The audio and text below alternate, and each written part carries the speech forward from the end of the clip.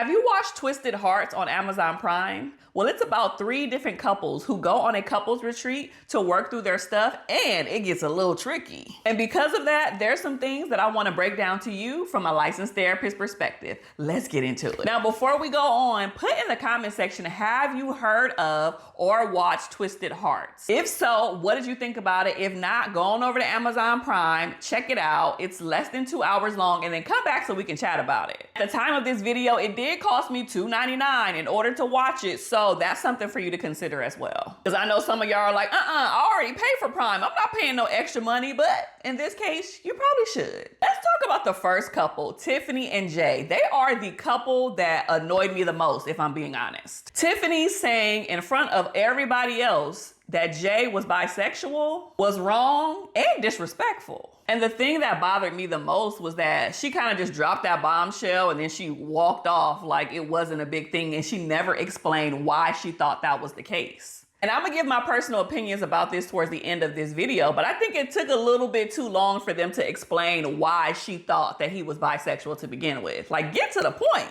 She mislabeled him because he wasn't bisexual, he wasn't gay like everybody thought he was. He, to me, seemed like he would be somebody that is a little bit what we would call metrosexual. This is someone who takes extreme care of their nails, of their hair, their maintenance, their hygiene, and it's kind of like things that women would do, so to speak, but it's doing it from a man's perspective. Now, in society, they may see that as, oh, he's gay, oh, he's bisexual, oh, he's all of these things. Because she talked about, yeah, his foot rubbed up against mine one night and his foot was softer than mine. And I'm like, so?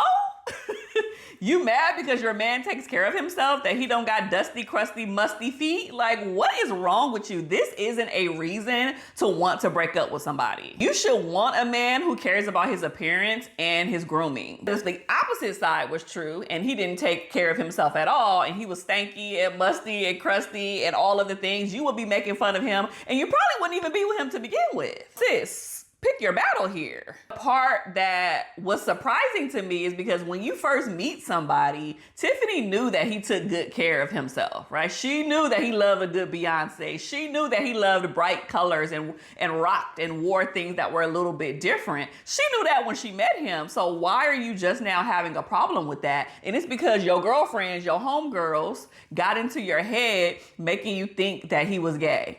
Just because some man hit on him one time. It's like, that's not his fault.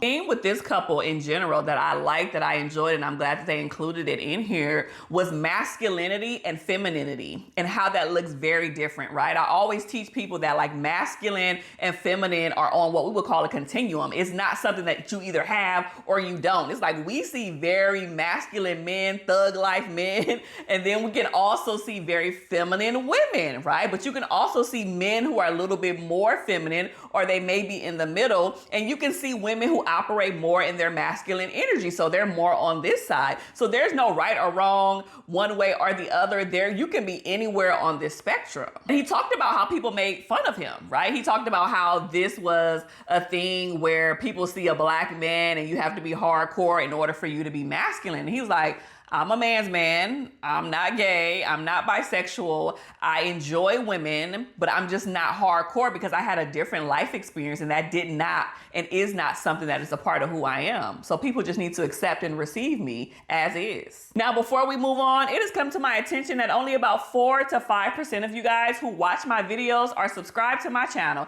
and we got to get that number way up. So if you support your girl, if you rock with me and you want to help a sister out, I need for you to go ahead and hit that subscribe button and hit the notification button, because that does help me to create content like this for you every single week. Now let's get back to it. Tory and Derrick was a different ball game. Derrick had this issue with like feeling like he was going to lose his mom's respect if he got with Tory, who happens to be a white woman, and his mama also was white, but she didn't want her son to be with a white woman. It was interesting. I don't even think that that was the issue. Race wasn't the issue here. I think standing up to your mom, not being a mama's boy, being a grown man, and advocating for what you want and who you love was the most important thing. Either you want to be with me or you don't, okay? Either you're gonna choose me or your mama. What's the pick one?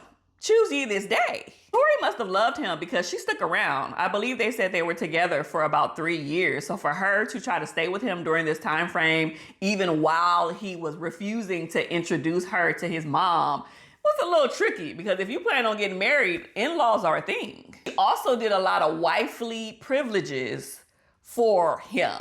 And the other two black women were like, baby, what are you doing? No, I'm not cooking for him every night. No, I'm not doing all of these things. And she's like, yeah, I cook, I clean, I do all of the things. And it's kind of that mentality that we have in our society where it's like, do you give wifey privileges on the front end of that so he can know that that is something within you and you're capable of? Or do you withhold all of those things until marriage and then you unleash all of that? Kind of like that whole buying the milk and the cow and getting it before, that whole thing. Simone and Cameron was a little bit different. I love this story as well in this couple because it speaks to the fact that women cheat as well. We see a lot of cheating happening from the men in our society, in movies and all of these things, but women cheat often, okay? Trust me, I've been working with couples for over a decade and I've worked with thousands of them at this point. Women absolutely cheat. The difference that I have seen is that women cover their tracks and hide it better.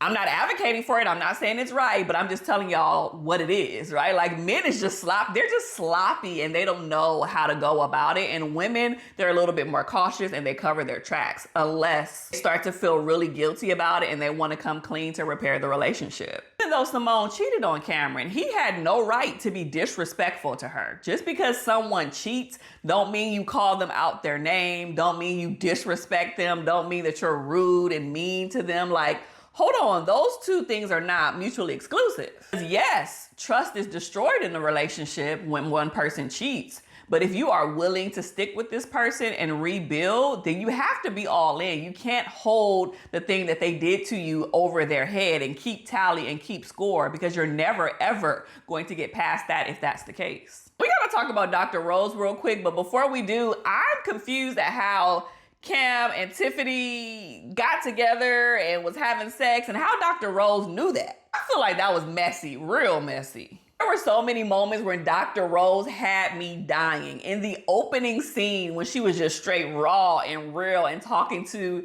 the couple, I was like, she's low-key saying things that some therapists wish that they could, but we would never do that because it would be unethical and it would be viewed as disrespectful. I was kikiing and giggling on the inside, like I may have thought one of those things at least once or twice in my career, but I would never tell anybody. Shh, that's between you and me. Felt like she took their money and wasn't as present on this couples retreat as she could have been, right? All of the times that I have done couples workshops and retreats in real life, I am there with the couples 24/7. I'm practicing things with them. I am allowing them to have like group therapy sessions. I'm teaching them concepts. It's one-on-one. I'm all up in the mix when people get heated and I need to separate folks and we need to process things.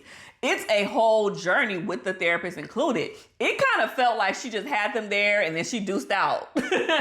And she just watched them on camera or came back and, had little conversations with each of them towards the end, but she wasn't involved in the process. I wish she was a little bit more involved. Even though I thought some of the things she said was hilarious in the beginning, at certain points I was like, okay, y'all taking it a little bit too far now. Like, we are governed by law and ethics, and she cannot be rude and disrespectful and mean, and she was too sharp and too blunt with her words. My final thoughts on this and my personal perspective was that there was a lot of real life things that happened between these couples. I mean, they talked about cheating, especially women cheating, in-laws, mothers, trust, masculine and feminine energy, privileges before the ring. All of these things are real conversations that a lot of people experience in today's world. As far as the movie itself, I would probably have to give this barely a 7. Probably a 6.5. And I'm only saying that because there was a whole bunch of moments where I felt like the conversation was very choppy.